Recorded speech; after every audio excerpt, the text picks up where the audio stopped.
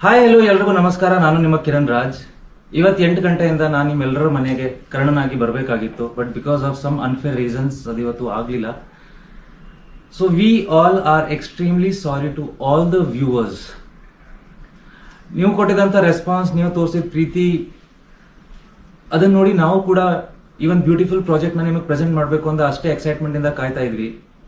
ಪ್ರತಿ ಕ್ಷಣ ಇದು ಯಾವಾಗ ಹೋಗುತ್ತೆ, ಯಾವಾಗ 16th ಬರುತ್ತೆ, ಯಾವಾಗ 8 ಗಂಟೆ ಆಗುತ್ತೆ, ಯಾವಾಗ ನೀವು ಫಸ್ಟ್ ಎಪಿಸೋಡ್ ನೋಡ್ತೀರಾ, ಆ ರೆಸ್ಪಾನ್ಸ್ ಹೇಗಿರುತ್ತೆ ಅದನ್ನ ನೋಡೋಕೆ ನಾನು ಅಷ್ಟೇ ಕಾತರದಿಂದ I was waiting a lot.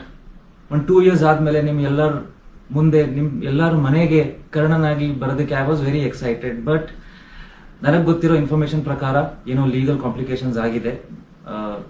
V are trying to come out of it.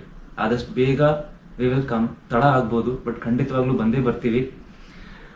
All I want to ask you is for some more time and more support at this time. ಇದೇ ಟೈಮಲ್ಲಿ ಆಗಬಾರ್ದಾಗಿತ್ತು, but ಪ್ರತಿಯೊಂದು ನಮ್ಮ ಕೈಲಿ ಇರಲ್ಲ.